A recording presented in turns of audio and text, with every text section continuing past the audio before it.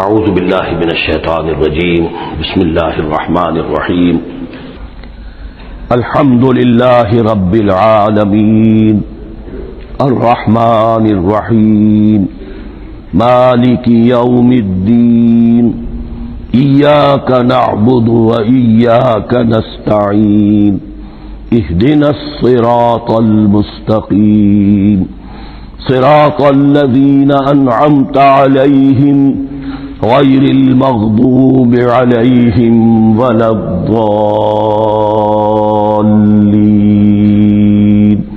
آمین۔ رب اشرح لی صدری ویسر لی امری واحلل عقدۃ من لسانی یفقہوا قولی۔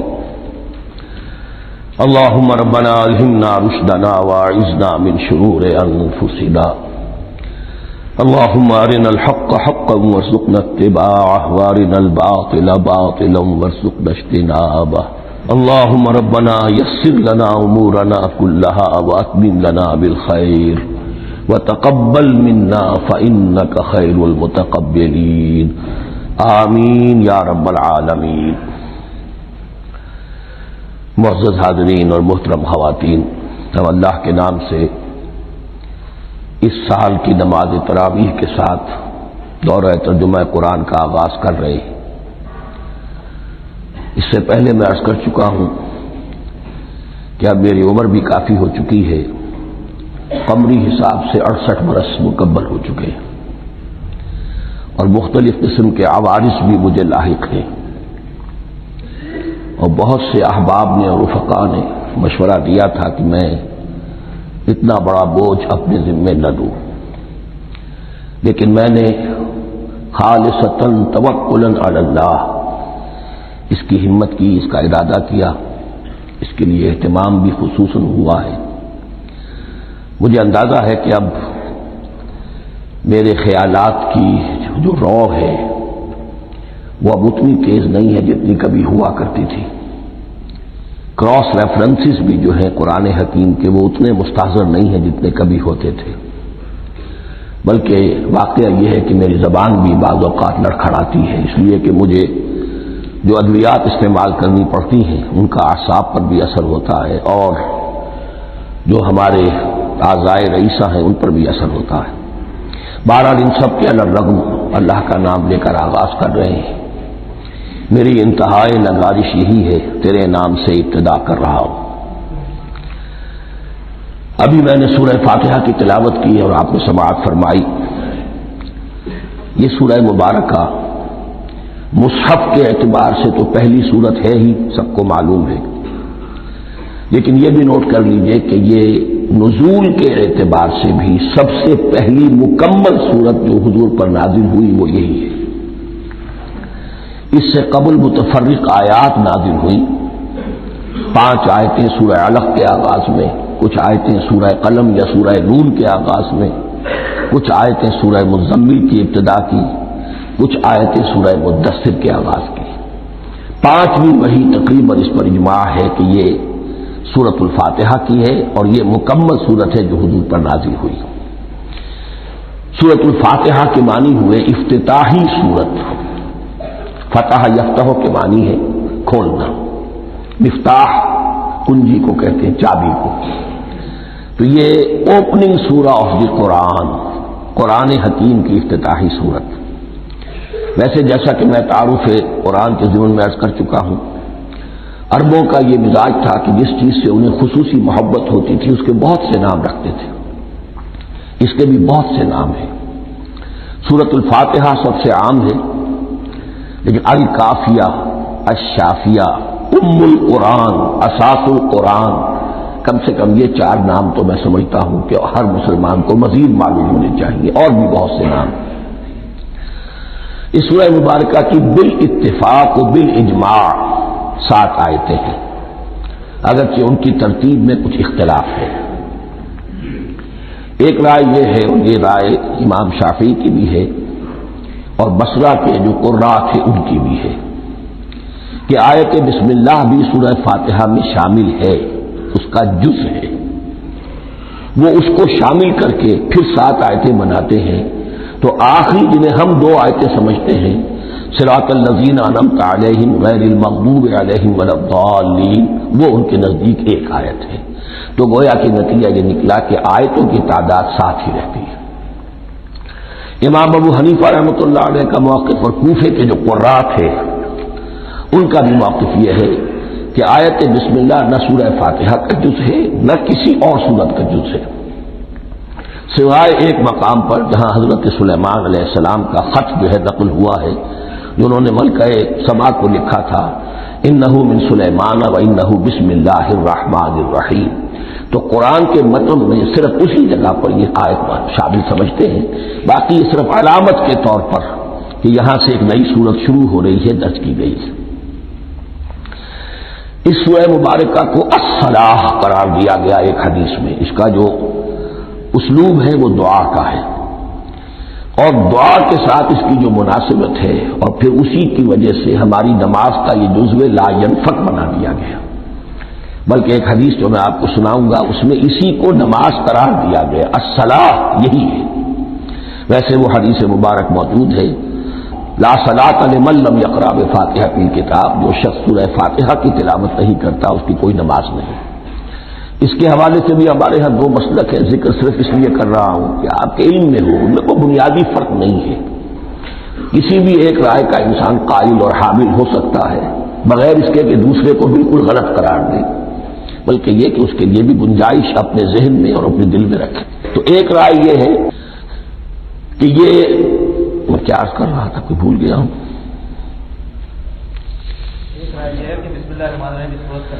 جی، اور دوسری آیت یہ ہے کہ اس کا حصہ نہیں ہے، اسی اعتبار سے یہ کہ یہ سورہ مبارکہ نماز میں پڑھی جانی ضروری ہے، لا صلاۃ لمن لم یقرأ بفاتحۃ الکتاب۔ البتہ یہ اختلاف ہے، یہ بات جو میں ذکر کر رہا تھا جو ذہن سے نکل گئی، کہ آیا مقتدی جو ہے امام کے پیچھے کھڑا ہو کر جب نماز پڑھ رہا ہو تو کیا اس صورت میں بھی اس کے لیے لازم ہے کہ سورہ فاتحہ پڑھے؟ اس میں 2 رائے ہو گئی، بلکہ 3۔ ایک رائے انتہائی ہے اور وہ فقہ حنفی کی طرف منسوب ہے کہ اگر آپ امام کے پیچھے مقتدی کی حیثیت سے نماز پڑھ رہے تو کسی بھی رکعت میں آپ سورہ فاتحہ نہیں پڑھیں گے۔ ایک دوسری بالکل برعکس رائے ہے، وہ امام شافعی رحمۃ اللہ علیہ کی ہے کہ ہر حالت میں چاہے امام جہری رکعت پڑھا رہا ہو جس میں وہ بلند آواز سے سورہ فاتحہ پڑھ رہا ہو اور چاہے وہ سری رکعت ہو، ہر حالت میں مقتدی کو بھی پڑھنی ہے۔ ایک تیسری رائے بین ہے، وہ امام مالک کی ہے رحمۃ اللہ علیہ، کہ جو سری رکعت ہے جس میں کہ امام بھی خاموشی سے پڑھ رہا ہے مقتدیوں کو بھی پڑھنی چاہیے، جو جہری رکعت ہے جس میں کہ امام بلند آواز سے پڑھ رہا ہے اس میں مقتدیوں کو خاموش رہ کر پوری توجہ جو ہے سننے پر صرف کر دینی چاہیے۔ اذا قرئ القرآن فاستمعوا له وانصتوا، جب قرآن پڑھا جا رہا ہو تو پوری توجہ اس کے پڑھنے پر مرکوز کر دو اور خود خاموش رہو۔ میرے اپنی رائے میں یہ تیسری رائے سب سے زیادہ صائب ہے اور اس میں کسی طرح کی بھی کوئی پیچیدگی پیدا نہیں ہوتی۔ بہرحال اس سورہ مبارکہ کا جو اسلوب ہے میں نے عرض کیا دعائیہ ہے، البتہ قرآن مجید کے علم و حکمت کے اعتبار سے، اس کے فلسفے کے اعتبار سے ایک بات سمجھ لینی چاہیے۔ قرآن کا فلسفہ یہ ہے کہ بنیادی ہدایت ہر انسان کے دل میں موجود ہے، بالقوہ، پوٹینشلی۔ یہ جو قرآن مجید یا اللہ کی کتابیں نازل ہوتی ہیں یہ انہیں ایکٹیویٹ کرتی ہیں، وہ اندر کی جو ڈورمنٹ کانشسنس ہے، خوابیدہ شعور جو ہے اسے بیدار کر کے اور پھر یہ کہ اسے اجاگر کرتی ہیں۔ ہر سلیم الفطرت انسان اور سلیم العقل انسان، 2 سلامتی شرط ہیں۔ سلیم الفطرت، نیچر پرورٹڈ نہ ہو، فطرت مسخ نہ ہو گئی ہو، عقل سلیم ہو۔ ان دونوں چیزوں کا نتیجہ یہ نکلتا ہے کہ وہ انسان از خود بغیر کسی وحی کی رہنمائی کے، بغیر کسی نبی کی تعلیم کے سے استفادہ کیے ہوئے از خود بھی کچھ حقائق تک پہنچ جاتا ہے۔ اور وہ حقائق کیا ہے؟ نمبر 1 یہ کہ اس کائنات کا ایک خالق ہے، وہ ایک ہے اور وہ تمام صفات کمال سے متصف ہے۔ نمبر 2 یہ کہ انسان کی زندگی صرف یہ زندگی نہیں ہے، بلکہ ایک اور زندگی ہے کہ جس میں اس زندگی کے اعمال کے نتائج برآمد ہوں گے۔ یہ دو باتیں، اس کی زیادہ وضاحت کے ساتھ جو ہے اس کا تذکرہ آئے گا سورہ لقمان میں، جہاں حضرت لقمان کی شخصیت کا تذکرہ ہے۔ لیکن یہاں صرف یہ بات سمجھ لیجئے کہ قرآن کا فلسفہ یہ ہے کہ ہر انسان میں، ہر فرد نوع بشر میں جو اپنی ولادت کے وقت مسلم ہوتا ہے، حضور کی حدیث ہے کل مولود یولد علی الفطرہ ابواہ یحودانہ او ینصرانہ او یمجسانہ، ہر بچہ نوع انسانی کا فطرت اسلام پر پیدا ہوتا ہے، وہ فطرت کے اندر وہ ہدایت مدیت ہے۔ اب اگر وہ فطرت بس نہیں ہوئی اور عقل جو ہے وہ صحیح رخ پر کام کر رہی ہے تو ان دو حقائق تک وہ انسان خود پہنچ جائے گا۔ لیکن ان دونوں حقائق تک پہنچنے کے بعد اب وہ دست بستہ دعا کرے گا کہ اے رب اب مزید ہدایت تو مجھے عطا فرما۔ ایک تو یہ کہ میں کیا کروں کیا نہ کروں، میری عقل اس میں ٹھوکر کھا سکتی ہے، میں کسی اچھی چیز کو بری سمجھ سکتا ہوں، کسی بری کو اچھی سمجھ سکتا ہوں، تو مجھے صحیح راستہ، صحیح راہ ہدایت پر چلا۔ یہ دعا ہے جو انسان کرتا ہے جبکہ وہ ایمان باللہ اور ایمان بالآخرہ تک خود پہنچ چکا ہوتا ہے، اور یہ سمجھتا ہے کہ صحیح زندگی کا رخ یہی ہے کہ جس رب کو میں نے پہچانا ہے کہ وہ اس کائنات کا خالق ہے اور مالک ہے اور رب ہے، میں اس کی بندگی کروں، اس کی اطاعت کروں، اس کا حکم مانوں، اس کے راستے پر چلوں۔ لیکن وہ راستہ کون سا ہے؟ اس کے لیے پھر دست بدعا ہوتا ہے کہ پروردگار تو میری رہنمائی فرما۔ یہ مقام ہے کہ جہاں آپ سمجھ لیجئے اپنے آپ کو بھی آج اس جگہ پر تصور کرتے ہوئے پھر اس سورہ مبارکہ کو پڑھیے کہ آپ اس مقام پر اللہ کے فضل و کرم سے پہنچ چکے ہیں کہ اللہ کو آپ نے پہچان لیا اور اس کی توحید کو جان لیا، اس کی جملہ صفات کمال سے آپ واقف ہو گئے۔ آپ یہ بھی وہ جان گئے کہ بڑھ کر اس کے حضور میں حاضر ہونا ہے اور وہ حساب کتاب لے گا۔ پھر آپ نے یہ عہد بھی کر لیا کہ اب زندگی گزارنی ہے اس رب کی بندگی میں، اسی کی فرما برداری میں۔ اب یہاں کھڑے ہو کر آپ پوچھتے ہیں کہ اللہ مجھے وہ تفصیلی ہدایت عطا فرما، ایسا نہ ہو کہ کبھی میں کسی راستے پر چلتا ہوا کسی پگڈنڈی پر مڑ جاؤں اور وہ تھوڑی سی جو ڈیویشن ہو میرے راستے کی وہ میری عاقبت کو برباد کر دے۔ یک لحظہ غافل گشتم و صد سال راہم دور شد، اس لیے کہ ہوتا یہی ہے صیدھے راستے سے ذرا سی کوئی پگڈنڈی جو ہے تھوڑے سے اینگل پر نکلی ہے، لیکن جب چلتے جائیں گے آپ تو جتنے آگے بڑھیں گے اس پر اس راہ صراط مستقیم سے آپ اتنے ہی زیادہ دور ہوتے چلے جائیں گے۔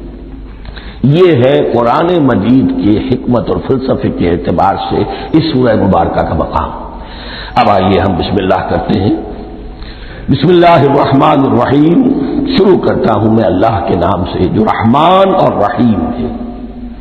اس پر کچھ گفتگو ہو چکی ہے تعارف قرآن کے ضمن میں کہ رحمان اور رحیم دو نام ہیں کہ جو رحمت کے مادے سے نکلتے ہیں۔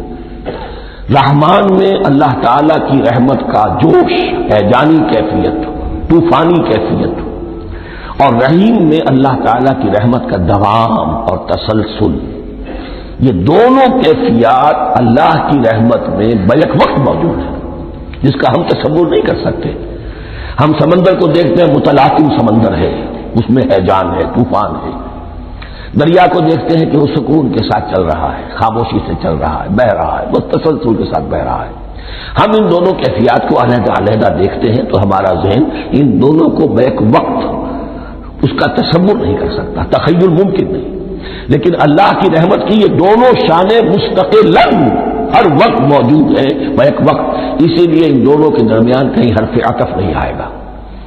بسم اللہ الرحمن الرحیم، الحمد للہ رب العالمین، کل حمد، اور حمد کو ذہن میں رکھ لیجئے، حمد مساوی ہے تعریف جمع شکر۔ عام طور پر ترجموں میں ایک لفظ لایا جاتا ہے، کل تعریف اللہ کے لیے، یہ کافی نہیں ہے۔ تعریف آپ کسی شے کی کر سکتے ہیں جس میں کوئی حسن ہے، خوبی ہے، کسی بھی اعتبار سے، خواہ آپ کو اس کے حسن و خوبی سے کوئی فائدہ حاصل نہیں ہو رہا۔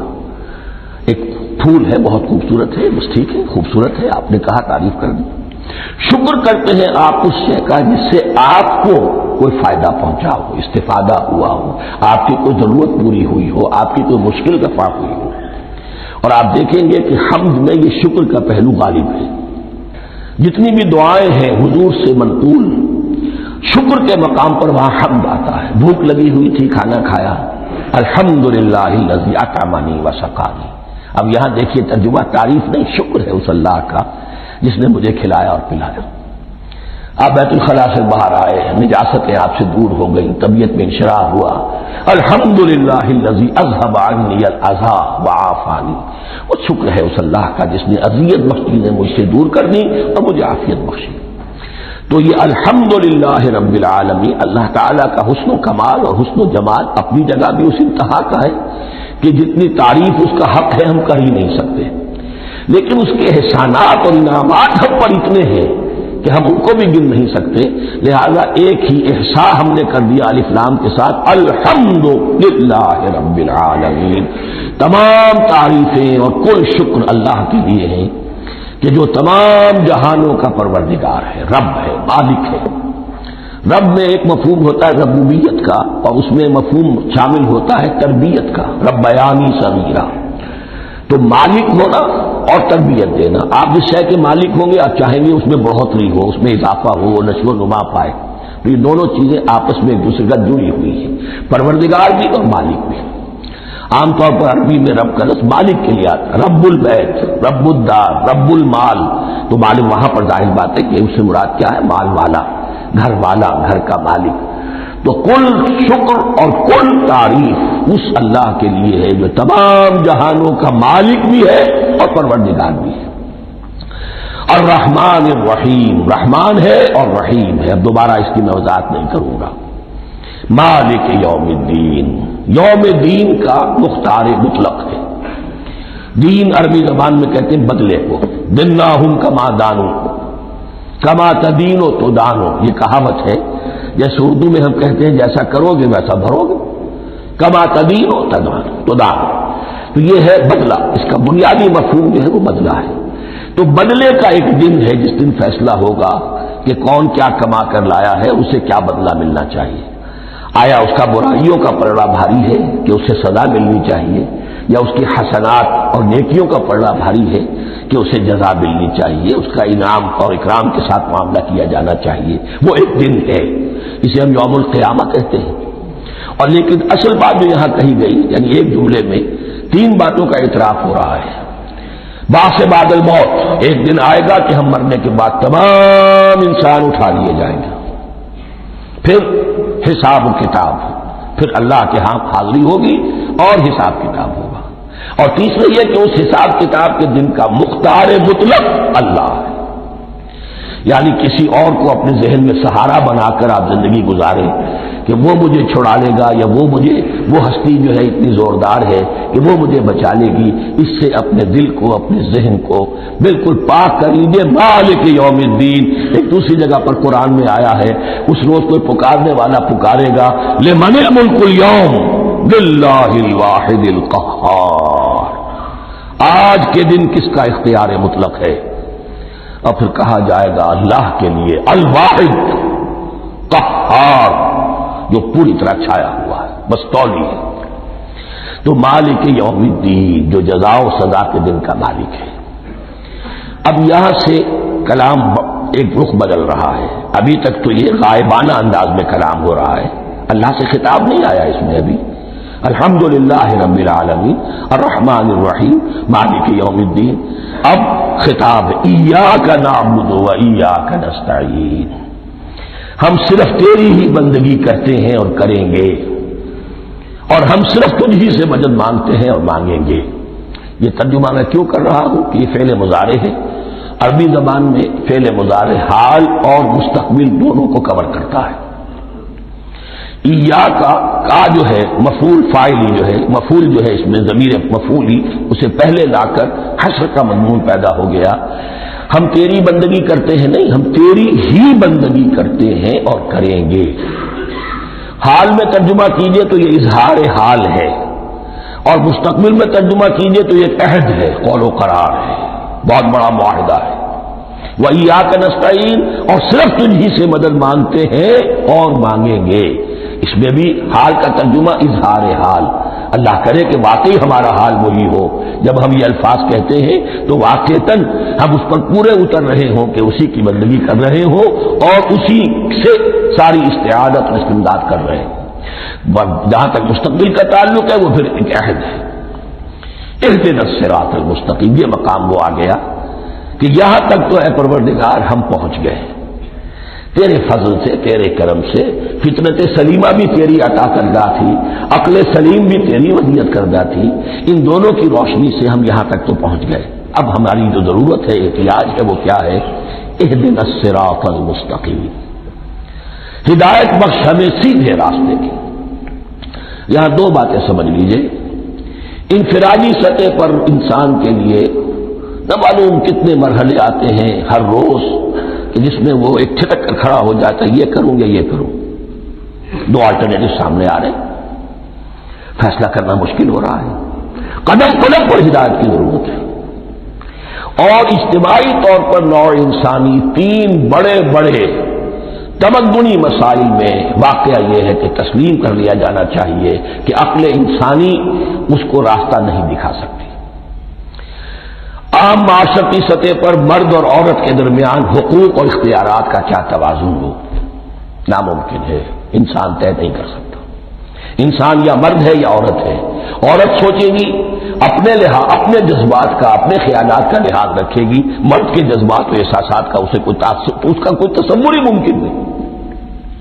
مرد سوچے گا اسے اپنے احساسات معلوم ہے، لیکن یہ کہ عورت کے احساسات سے وہ نابلد ہے، ان کو محسوس کر ہی نہیں سکتا، لا محالہ وہ اپنے بارے میں وہ جو بھی نظام بنائے گا اس میں وہ اپنی بالادستی رکھے گا۔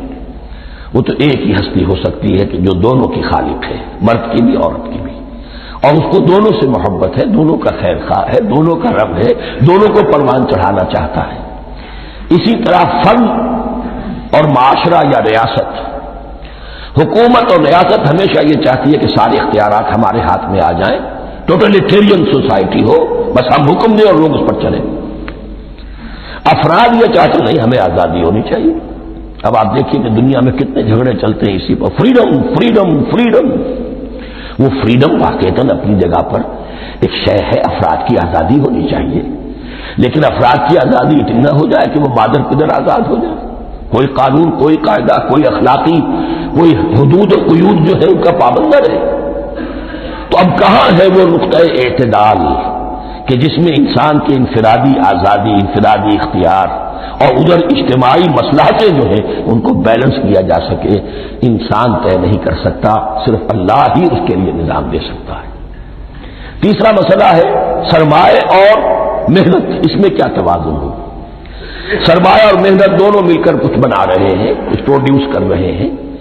اب اس میں نفع جو ہوا ہے اس میں سرمایہ کا کتنا حصہ ہونا چاہیے اور لیبر کا کتنا ہونا چاہیے، کون طے کر سکتا ہے؟ اس کے لیے بھی کہ ایسا نہ ہو کہ سرمایہ داری جو ہے آکاش بیل بن کر پورے معاشرے پر چھا جائے اور غریب بیچارہ، مزدور بیچارہ، کاشتکار بیچارہ وہ گویا کہ چکی کے دو پارٹوں میں پس کر رہ جائے، اس کی کوئی حیثیت نہ رہ جائے۔ لیکن یہ کہ دوسری طرف اگر یہ کہ مزدور کا جو حق ہے اس سے زیادہ اس کو دے دیا جائے تو سرمایہ جو ہے وہ سکڑ جائے گا، شائی ہو جائے گا، وہ پھر میدان میں نہیں آئے گا۔ کیا کیا جائے؟ کون سا نقطہ عدل و اعتدال ہے؟ یہ تین مسائل ایسے ہیں، اهدنا الصراط المستقیم۔ تو یوں سمجھیے کہ ایک جو بنیادی ہدایت تھی، ایک اللہ کو پہچان لینا، یہ جان لینا کہ کل حسن و جمال اور تمام انعام و اکرام کا منبع اس کی ذات ہے، وہ رحمان ہے اور رحیم ہے، اور یہ جان لینا کہ مرنے کے بعد جی اٹھنا ہے، حساب کتاب ہے، فیصلہ ہوگا جزا و سزا کا، اور مختار مطلق اس دن کا اللہ ہے۔ پھر یہ عہد کر لینا ایاک نعبد و ایاک نستعین۔ اس کے بعد دعا، پروردگار ہمیں ہدایت پر قائم رکھ، ہماری ہدایت میں اضافہ فرما۔ اس ہدایت کے لفظ کو سمجھ لیجئے، بنیادی ہدایت، تفصیلی ہدایت، قدم قدم پر ہدایت، ہدایت پر ہدایت۔ والذین اہتدوا زادہم ہدی، جو لوگ ہدایت کے راستے پر آتے ہیں اللہ ان کی ہدایت میں اضافہ کرتا ہے۔ تو یہ قدم قدم پر ہمیں ہدایت کی ضرورت ہے اور مرحلہ وار ضرورت ہے. ہدایت اس کو بھی کہتے ہیں کہ کسی نے آپ سے کوئی پتہ پوچھا، آپ نے کہا ادھر جانا، پھر دوسری گلی میں مڑنا، پھر جانا 2-3 لائٹیں چلے جانا، پھر مڑنا وغیرہ وغیرہ، یہ بھی ہدایت ہے. نظری طور پر آپ نے بتایا ہے. ایک ہدایت یہ ہوئی کہ بھائی میں چلتا ہوں آپ کے ساتھ، میں آپ کو وہاں پہ پہنچا دوں گا تاکہ آپ کو دقت نہ ہو، آپ نے منزل تک پہنچا دیا. ان دونوں کے درمیان، یہ تو میں نے ایک فرد کی مثال دی ہے، اللہ اور بندے کے درمیان نہ معلوم کتنے مراحل ہیں ہدایت کے. تو کسی وقت بھی انسان اپنے آپ کو ہدایت خداوندی سے مستغنا نہیں سمجھ سکتا، اور نہیں تو پروردگار جو ہدایت دی ہے اس کو ہدایت پر قائم رکھ. کیا پتا شیطان کا کوئی حملہ، کیا پتا ہمارے نفس کی کوئی شرارت کسی ایسے رخ پر ہمیں ڈال دے کہ اب تک کی ساری کمائی بھی ضائع ہو جائے. لہذا یہ نہ سمجھیے کہ جب یہ ساری چیزیں ان کو معلوم تھی، ان چیزوں کا تو اقرار کر رہے تو اب ہدایت کون سی مانگ رہے. تو ہدایت کا تو بڑا میدان کھلا ہوا ہے، اور اس ہدایت کی وہ جو میں نے آخری شکل آپ کو بتائی ہے کہ منزل مقصود تک پہنچا دے، یہ ہدایت بھی قرآن مجید میں اس معنی میں بھی لفظ آیا ہے کہ اہل جنت جب جنت میں داخل ہوں گے تو جو ترانہ حمد ان کی زبان پر اس وقت ہوگا وہ کیا ہے؟ الحمدللہ الذی ہدانا لہذا وما کنا لنہتدی لولا ان ہدانا اللہ. کل شکر اللہ کا جس نے ہمیں یہاں تک پہنچا دیا، ہدایت دی جہاں تک پہنچا دیا، اور ہم ہرگز نہ پہنچ پاتے، ہم ہرگز ہدایت یافتہ نہ ہو سکتے اگر اللہ ہی ہمیں ہدایت نہ دیتا. اہدنا الصراط المستقیم، سیدھا راستہ، صراط الذین انعمت علیہم. اب اس کی مزید وضاحت ہے، راستہ اس کا ان لوگوں کا جن پر تیرا انعام ہوا. یہ کون لوگ ہیں؟ اس کی وضاحت آپ کو ملے گی سورہ نساء میں.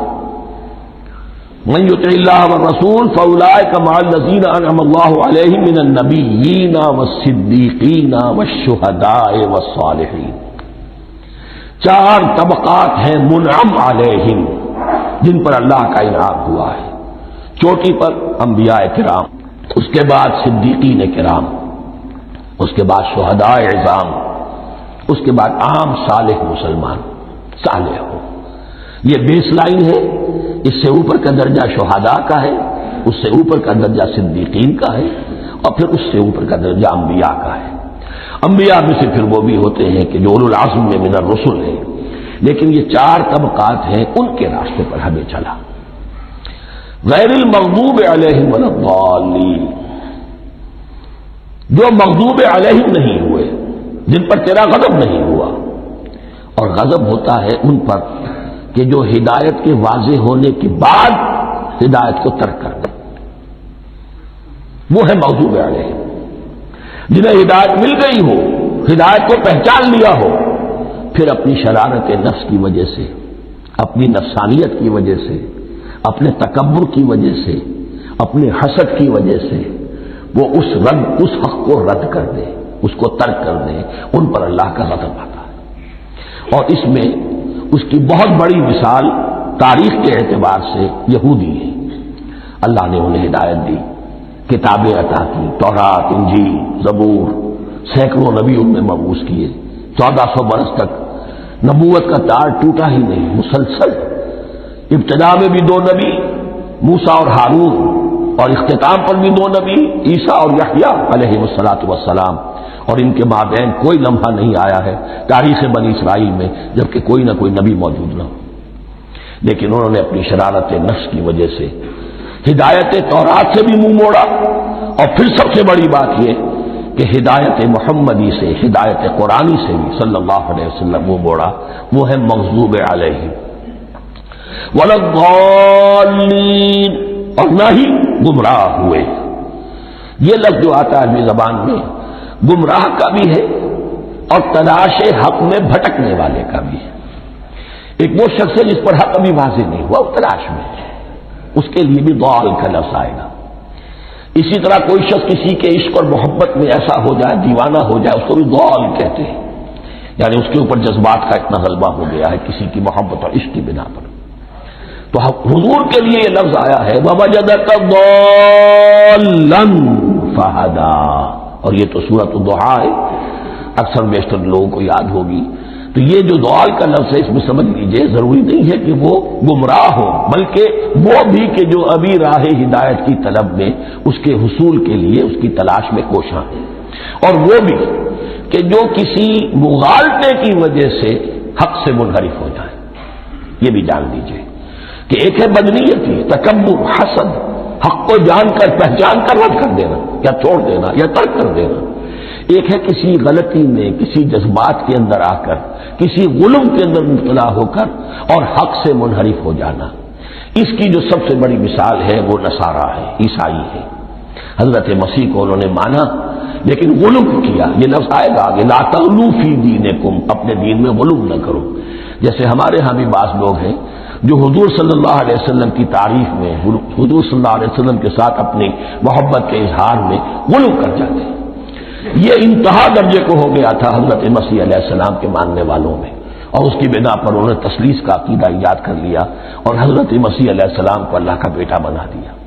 تو اس کی سب سے بڑی مثال ضالین کی اس اعتبار سے کہ ہدایت پانے کے بعد کسی بدنیتی سے نہیں بلکہ کسی اچھے جذبے میں غلو کی وجہ سے، رسول سے محبت کرنا تو اچھا جذبہ ہے لیکن یہ محبت بھی ایک حد میں رہنی چاہیے، غلو کرے گی تو ظاہر بات ہے کہ اس کے بعد وہ گمراہی کی طرف لے جائے گی۔ یہ ہے اس سورہ مبارکہ کا ترجمہ، اور اس کے بعد آخر میں آمین کہنا یہ مسنون بھی ہے، کہنا چاہیے۔ البتہ اختلاف یہاں بھی صرف اتنا ہے کہ نماز میں جب آپ امام کے ساتھ ہیں، وہ اگر جہری قرات کر رہا ہے تو آیا اس کے بعد آپ کو بھی بالجہر کہنا ہے آمین یا نہیں کہنا، یہ اختلاف ہے، ان میں کوئی فرق واقع نہیں ہوتا۔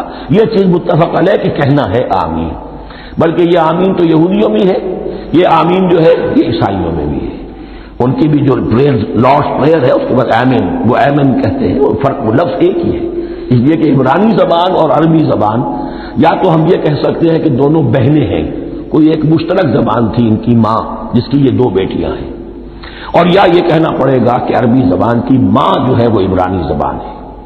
بہرحال بڑا قریبی رشتہ عربی کا اور عبرانی کا ہے، اس اعتبار سے وہ آمین۔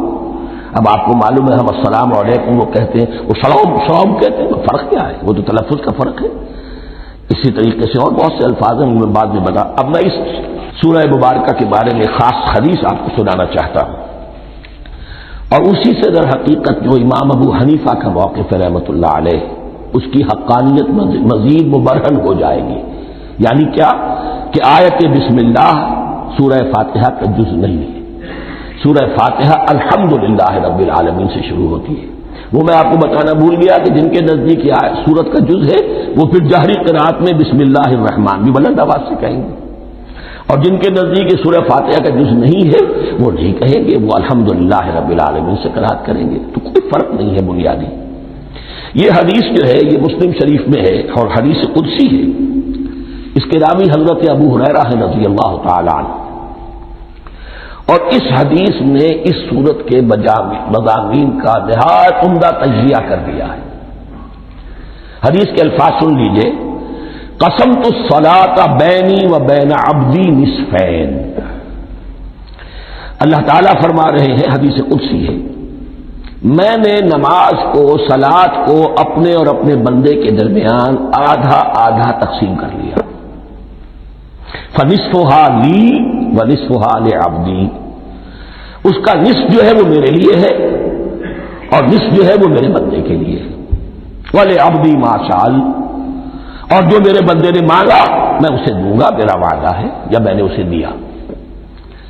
اس کے بعد اس کی تفصیل آتی ہے، اذا قال العبد، جب بندہ کہتا ہے الحمدللہ رب العالمین، قال اللہ حمدنی عبدی، جب بندہ کہتا ہے الحمدللہ رب العالمین، اللہ فرماتا ہے میرے بندے نے میری حمد کی۔ وَإِذَا قَالَ الرَّحْمَٰنُ الرَّحِيمُ قَالَ اللَّهُ اثْنَىٰ عَلَيَّ عَبْدِي، جب بندہ کہتا ہے الرحمن الرحیم، اللہ فرماتا ہے میرے بندے نے میری ثنا کی۔ وَإِذَا قَالَ مَالِكِ يَوْمِ الدِّينِ قَالَ اللَّهُ تَعَالَىٰ مَجَّدَنِي عَبْدِي، میرے بندے نے میری تمجید بیان کی، میری بزرگی بیان کی۔ اب یہ تین آیتیں ہو گئیں، تینوں میں اللہ کی حمد ہے، ثنا ہے، تمجید ہے، یہ تین آیتیں خالص اللہ کے لیے ہو گئی۔ اب چوتھی آیت آئی، ایاک نعبد و ایاک نستعین، اس کے بارے میں جب بندہ کہتا ہے اذا قال العبد ایاک نعبد و ایاک نستعین قال اللہ تعالی ھذا ما بینی و بین عبدی ولعبدی ما سأل، یہ میرے اور میرے بندے کے درمیان ہے. یہ تو یوں سمجھیے یہ گرا لگ گئی ہے میرے اور میرے بندے کے مابین. اس نے مجھ سے قول و قرار کیا ہے، اس نے میری بندگی کا اعتراف کیا ہے، اس نے تسلیم کیا ہے کہ میری ہی بندگی کرتا ہے اور کرے گا، اور مجھ سے مدد چاہیے ہے. ھذا ما بینی و بین عبدی، یہ معاہدہ ہے. معاہدہ دو فریقوں کے مابین ہوتا، یہ میرے اور میرے بندے کے مابین ہے. والے عبدی ما سأل، اور میں نے اپنے بندے کو دیا جو اس نے مانگا. وہ میری مدد چاہتا ہے، میری مدد اس کے شامل حال رہے گی. وَإِذَا قَالَ، اور جب بندہ کہتا ہے اهْدِنَا الصِّرَاطَ الْمُسْتَقِيمَ صِرَاطَ الَّذِينَ أَنْعَمْتَ عَلَيْهِمْ غَيْرِ الْمَغْضُوبِ عَلَيْهِمْ وَلَا الضَّالِّينَ قال اللہ تعالی ھذا لعبدی ولعبدی ما سأل، یہ تین آیتیں یہ میرے بندے کے لیے. اهْدِنَا الصِّرَاطَ الْمُسْتَقِيمَ، اسی صراط مستقیم کی وضاحت ہے مثبت. صراط الذین انعمت علیہم، اسی صراط المستقیم کی وضاحت ہے منفی انداز میں غیر المغضوب علیہم ولا الضالین. یہ سب میرے بندے کے لیے ہے اور میں نے اپنے بندے کو دیا جو اس نے مانگا.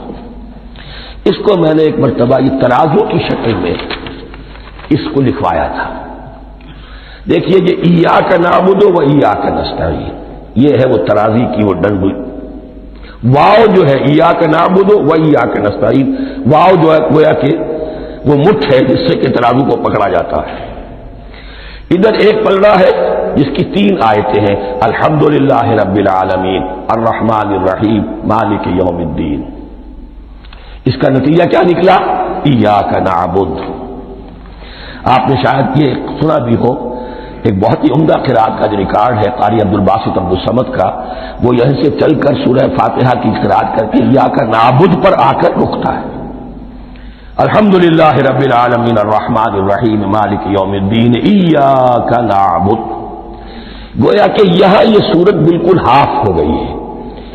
تین آیتوں میں اللہ کی حمد ہے، ثنا ہے، تمجید ہے، جس کا نتیجہ ہم تیری ہی بندگی کرتے ہیں، تیری ہی اطاعت کریں گے.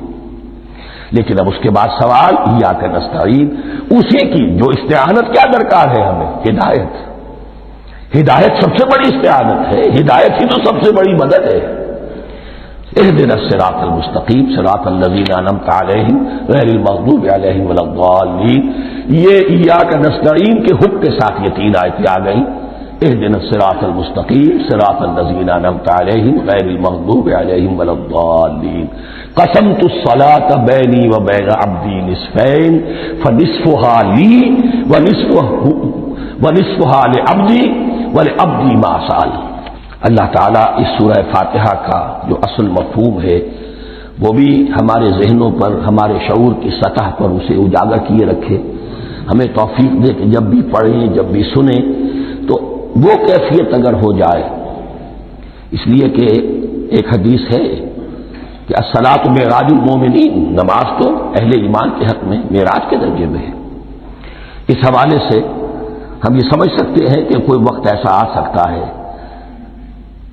کہ انسان کو واقعتاً، روح انسانی واقعتاً اللہ کے یہ جواب سنے. انہونی بات نہیں ہے. ہوتا ہے خطاب آخر، اٹھتا ہے حجاب آخر، کرتے ہیں خطاب آخر. یہ تو ہوتا ہے. مخاطبہ الہی تو میں نے عرض کیا کہ ثابت ہے. مخاطبہ، محادث اور تحدیث اللہ بندوں سے کلام کرتا ہے. بارک اللہ لی و لکم فی القرآن العظیم و نفعنی و ایاکم بالآیات والذکر الحکیم.